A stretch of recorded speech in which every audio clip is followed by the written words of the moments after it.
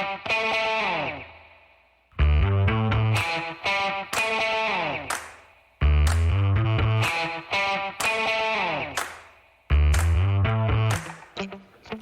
folks. Welcome to another episode of Film Study. This is Ken McKusick. Tonight, we continue along the Recollections series, and we're talking about Paul Kruger tonight, a pass rusher drafted in the second round out of Utah in 2009. Here to talk about him with me is Josh Reed. Josh, how you doing? I'm doing great, Ken. Thanks for having me. Oh, so many times you have been on this show, and it's because you always deliver when you come on. I really appreciate talking football with you anytime, Josh. But Paul Kruger, your choice. Why him? Man, Paul Kruger is just like when I really started diving deep into my Ravens fandom, like when I got to the high school age. That's kind of like my ascension to Ravens like full out fandom kind of coincided with Paul Kruger's kind of raised to fame with the organization, and he's just a player that I always saw something in, and like when I was playing football, I was an outside linebacker at first, and I really was like really interested in pass rushers, and he was like one of him and Terrell Suggs are two of my favorite on the Ravens at the time, and I just really fell in love with Paul Kruger, and especially that 2012 run. I mean, just everything he meant to that team, just going from a guy who could hardly crack the active roster, as a rookie to slowly matriculating his way up into a prominent role. I just love everything he brought. And the Ravens won the Super Bowl without him, I don't believe. Yeah, I'm certainly a hell of a year from Kruger that season. That was his best. What I remember about him is he had a lot of difficulty getting on the active roster as a rookie. There was a lot of edge competition that year in 2009. Barnes and Johnson and Suggs and Trevor Price was still with the team. And it was very difficult for him to get on the field at all to start the season. Yeah, I mean that's what happens sometimes. And like I remember that year when the Ravens took him in the second round, I was like, wow. I mean, okay. I mean, I like it, but who's he gonna beat out kind of thing. And but like I said, sometimes the Ravens that they really like to draft with some foresight in mind, and like, hey, like we know these guys are coming up on contracts, or these guys are getting up here in age. Here's a guy that may not hit the ground running as a rookie, but who's gonna blossom for us later down the road. It didn't really happen in year 2 for him, but year 3 and year 4 is when he really took off. Yeah, it was weird. One of the things they said, and this is often true of outside linebackers, is if they don't play special teams, then they have a lot of difficulty. And the Ravens have really gone for outside linebackers who did play special teams. Albert McClellan was one of the guys who was taking away snaps from him in early 2012, for example. But in 2009, McClellan might have been on the team in 2009. I'd have to actually go back and check to see if that were true. In 2012, I know he started the season for Terrell Suggs. And one of the things one of the questions about Paul Kruger was whether or not he could really set the edge in the run game. Yeah. I mean, that's it's really what's going to decide between you being a situational pass rusher or an every down player. And if that he didn't really show that consistency to start off with his career, and I just look at the Albert McClellan thing. He didn't join the team until 2011. So 2011, okay. Yeah, he wasn't on there. But so 2012. He was already starting for Terrell Suggs. That's pretty impressive as a second-year player. I guess, necessity will force you to do a lot of things, but he started actually the first game of the season at RDE, I believe. Yeah, if Terrell Suggs doesn't tear his Achilles playing basketball that offseason, who knows what would happen in Albert McClellan's career. He might have been a special teams only guy, but he was one of those glue guys on special teams for us. But we're getting back to Paul Kruger. Paul Kruger, man, he's a guy that he didn't record a sack or even a quarterback hit his rookie year, but he made one of the biggest plays in one of the biggest games that year. It was Week 12 against the Steelers in overtime. Picks off Dennis Dixon. Like I remember it so vividly. He was like, I think he picked it off on the Ravens side of the field and returned about 26 or so yards and set up. I think they handed the ball to Ray Rice like 3 or 4 straight times, and then Joe Flacco kneeled down and Billy Cundiff the game-winning chip shot field goal. I know chip shot and Billy Cundiff, people don't like saying that in the same sentence, but there were some times early on Paul Kruger's career where he came up big and he set up Billy Cundiff for some game winners. Yeah, that was a good year, and it was Cundiff. He was just getting his start with the Ravens then because they had released Hauschka at midseason after he missed that kick in Minnesota. He never recovered from that. But anyway, that was a huge play in that game. Certainly I would think the biggest play of his career, although he had some other big ones. He had a big forced fumble in the Mile High Miracle game. But I want to talk about some general things as well. We remember Paul Kruger, the pass rusher. And obviously, if you're a pass rusher, you're on the field for a lot of passing downs. What was really impressive is that he played under 3 defensive coordinators with the Ravens. He played under Madison to start with, then Pagano for a year, and then Pease for his last year in 2012. And he dropped the cover a lot. Now, the Ravens did that because they're outside linebackers. They asked him to drop the cover 14% of snaps career. You compare that to Jadeveon Clowney, who's dropped 3% of his snaps for his career. I think it might have been up to about 6% this year with the Ravens, but it's still not a lot. He's very infrequently set in that role. A similar maybe kind of player in a sense that the pass rushing is a primary element of what they do, but fairly versatile in terms of how he could help you dropping off the line of scrimmage. Yeah, a lot of times teams, like other teams outside of Baltimore don't like when their top pass rushers drop in the coverage, but it's a nice switch up. It's nice, like, change a pitch to throw. I mean, you don't have that interception against the Steelers as a rookie if he doesn't, like they call that zone blitz, and you got Ray Lewis coming to him, drop it right to underneath coverage. That's just the occasional, like that switch up that the Ravens in particular love doing to opposing teams that they never see coming, and it results in some big time plays. I mean, Terrell Suggs made a living off of that kind of stuff. Yeah, and it usually when he drops off the line of scrimmage, it is a zone blitz, as you say. Somebody else is getting a chance for a free run at the quarterback a good percentage of those times. And if you notice when a safety or a slot corner, or even a linebacker, the minimum acceptable pressure rate for those players is a lot higher than it is for a down lineman because situations are created special for their pass rush opportunities. Kyle Hamilton, point in case. Yeah, I mean that guy. It's like, and the thing cool about Kyle Hamilton is like he kind of like, I wouldn't say nonchalant, but like he's so deceptive with his pressures to like you think he's gonna drop, and then he's like, all right, I'm coming. Like kind of like a delayed blitz thing, and you see so many times of him coming off unblocked. It's not like a Arthur Millette pressure or Marlon Humphrey pressure where it comes from the blind side. I mean, this dude sometimes literally won't even be in the frame, and then just into the backfield. So. Yeah, he's got more pass rush chops in terms of ability to use his arms to shed blocks, some slipperiness just to be too quick for the opposing lineman, and to I'm so impressed with Hamilton. But let's get back to Kruger here because we're supposed to talk about him here. One of the things that he did not do well was tackle. And that was something that kind of dogged him through his whole career with the Ravens. A 23.4% career missed tackle rate, way too high for a defensive lineman, outside linebacker. It's those guys, they make a high percentage of their tackles, probably normal. I would say interior defensive linemen tend to be right around 90% or even slightly higher. And outside linebackers, maybe, 12% might be a normal kind of missed tackle rate. So he's double that. And that was really a problem with him career. Some of it was missed sacks, but most of it was missed tackles on run plays.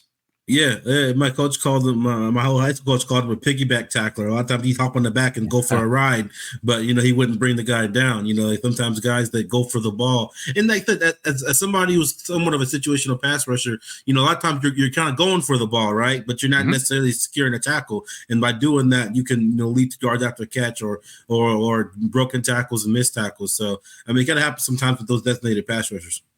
When you play on a great pass rush like the 2023 Ravens, where you can count on regularly, there's going to be a second pressure, even if you happen to miss the sacks. Take some chances. Get the quarterback off the spot. Get there quickly. There'll be follow-up pressure. Justin Madubuike is going to be showing up for his cleanup sack pretty quickly, even if nobody else does. But anyway, great. It was one of the nice things about Kruger was his pass rush rate for his career was about 11.3%, which is good for an outside linebacker. It's not great, but it's good, and it really fit that role as a situational pass rusher in his third and fourth years in particular. Yeah, for sure. That's really like he recorded 15 and a half of his 35 career sacks with the Ravens, and the bulk of those came in the final 2 years with the team. One of the other things is when the Ravens had to let him go. And if you remember the 2012 season, there was no way they were going to keep a bunch of the free agents. And Kruger was one who was certainly gone. They did not have room for Joe Flacco under the franchise tag. So the only way to keep Joe Flacco was to sign Joe Flacco. And Joe, of course, demanded, the moon and got it. And after that Super Bowl run, and players like Ellerbe and Kruger and some others had to leave. I'm trying to think of who else there is that Bolden, Reed, Bolden got traded. Yeah. So anyway, a whole bunch of players they basically had to make some heartbreaking decisions on to keep Joe Flacco. But I also think in the case of Kruger, it would have been the right decision to let him go in a vacuum. If you look at who got the return on Paul Kruger in his career, the Ravens did spend draft capital on him. So I don't want to minimize that, but it was the second round draft pick, number 57 overall. They paid him $836,000 of AAV per year over that first 4 years of the contract. And they got 15 and a half sacks roughly on that. Some other good plays, some big plays. That's just in the regular season. That's in the regular season because they got even more in the postseason. They got 4.5 in 2012, and I think one in 2011, and then half a sack in 2010. He is got to be close to the Ravens all-time record holder for postseason sacks. And I know McCrary had 6 in 2000. But that's got to be close to the record. I didn't look at it. Some of the highlights I have are from those games. Point I'm making. Okay, so the Ravens paid him $3.35 million of the $33.35 million he earned in his career. The rest of that was paid by the Browns and the Saints. The Browns, in particular, ate most of that by paying him $27 million, and then the Saints finished off paying him another $3 million at the end of his career for one year. So you think about what happened here. The Browns are in that lousy position of they don't have any good players because their draft picks didn't work out. So they have to go to the market and sign free agents. The Ravens are in the very fortunate position of having to make a heartbreaking decision about one of their own. And oh, by the way, they got a comp pick out of it. I forget whether it was a 3 or a 4, but it might very well have been a 3, given where Kruger was in the market that year. Mm-hmm. Yeah, I don't remember exactly. And they had just taken Courtney Upshaw early in the second round the year before, so they were already prepping for that. And then you fast forward 2 years, Kruger's having his best season with the Browns, but then you get Elvis Dumerville, and he's having a career year too with the Ravens. You got 17 sacks for, I wouldn't say pennies on the dollar compared to what the Browns were paying Kruger before, a lot less. You got 17 sacks out of Dumerville. Kruger had 11 sacks in 2014, but like I said, the Ravens still made out like bandits in that situation, if you ask me. The Ravens were very sharp. Now I think they got Dumerville actually in 13. So they did, but he had the career year in 2014. Right. When they had the great sack year, but Dumerville for the 4 years they had him, they paid $6 million AAV for Dumerville. They got a 14.5% pressure rate, which is much higher than what Kruger did in his career. They got 35.5 sacks. They got 2 Pro Bowls and an All-Pro 1 year out of Dumerville on that contract. Great free agent move. And at that same time, you don't want to be all schadenfreude about it, but on the other hand, it's really nice that they made the right call. And you kind of want as many examples of that as possible where it worked out just right.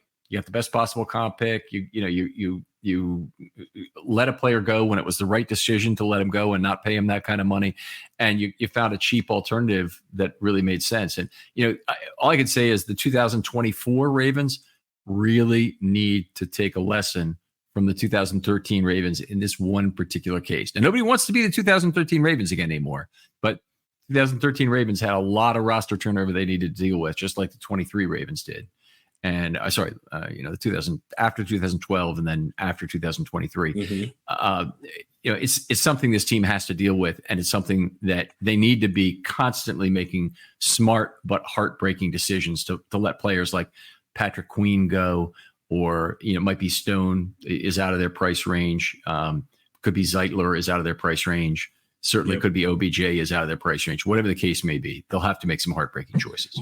Yeah, but I think the core difference between the key difference between the 2013 Ravens and the 2024 Ravens is that this team, like the young core, is intact, and they have a quarterback that kind of raises the level and gives you more room for error. And as hot as Joe Flacco was in that playoff run in 2012, he never really captured that again outside of kind of a little bit in 2014. And whereas Lamar Jackson kind of like raises the entire floor of the team to where even if you do get gutted a little bit, his presence and elevated presence alone is gonna kind of really earn you some more wins that you otherwise wouldn't have. First of all, completely agree with the theory in general, and I'll just say no doubt about it. The 2023 Ravens were the best Ravens team of all time. Yeah, I don't think there's any doubt about it. And the 2000 team won it, and it will always be very dear to us. And the 2012 team had a great run, and they won it, but they were the worst of the first 5 Harbaugh teams, and they still won it all, which is really remarkable. I know there's some people who would argue that differently. I'm stating it as an assertion. If you believe slightly differently, it doesn't endanger the point. It's great to get into the tournament, and it gives you a real chance to win. The Chiefs certainly weren't the best team in the NFL this year, but they had the postseason run to win it as well, and beat a couple of very, very good teams this season. Yeah, Ravens fans don't want to hear that sometimes, but like if you really think about it, how often does the best team in the league win it all? It's usually the team that gets hot at the right time or has the most postseason experience, like the Patriots did time and time again. I mean, there were so many years when the Patriots were on their run, but they were far from the best team in the league. But because they've been there, done that, kind of like the Chiefs are now. And I don't want to get off on a tangent here, but that's just like with Ravens fans kind of like. But kind of snap back to reality. If you really sit back and think about it, how often does the best team in the league really win it all? I mean, 2022 was it was kind of a toss-up between who was the best team between the Chiefs and the Eagles. A lot of people thought it was the Eagles. Some people thought it was the Chiefs. And it really came down to some Jalen Hurts fumble that returned for a touchdown, right, and some other questionable calls at the end of that game. But like I said, it's really any I won't say anybody's game any year, but you can't. The best team doesn't always win. Even though the Ravens were the best team in the league, they weren't necessarily destined to win, even though all signs and metrics are pointing to them as they should have ran the table. And your point there was that it's rare that the 2 best teams for the best team even from each conference is even in the Super Bowl. Exactly. Yeah. So great. Yeah, I didn't hear you say it, but I'm sure you meant it. Let's talk about some of the great Paul Kruger individual moments of all time, because I think there are quite a few, and I'll let you go because I know you picked him and you have several already lined up. Okay, yeah. So we already talked about the interception of Dennis Dixon in his rookie year. That was kind of like his first big play of his career. Another one came. He got his first career sack against the Carolina Panthers in the blowout game in what was that, week 11 of the 2010 season, and. But then he also where did I have it? Yeah, he shared half a sack with Corey Redding in a divisional round loss to the Steelers on their eventual game-winning drive. It wasn't really a highlight, but we really started catch fire was in 2011. Recorded career had 5.5 sacks, and then his biggest moment of that game kind of came against the most unlikely opponent in week 8 against the Cardinals. The 1-6 Cardinals, led by Kevin Cobb, took the Ravens down to the wire, and it was Paul Kruger in his clutch sack on I think it was 3rd and 9. That ended up forcing the Cardinals to punt. It was his first multi-sack game of his career. He had 2 sacks in that game, and then but that clutch sack on 3rd and 9 forced the Cardinals to punt the ball back to the Ravens, and a run and a 36-yard bomb to Torrey Smith later, and they were already in field goal range. And without that clutch sack of Paul Kruger, who knows if the Ravens win that game?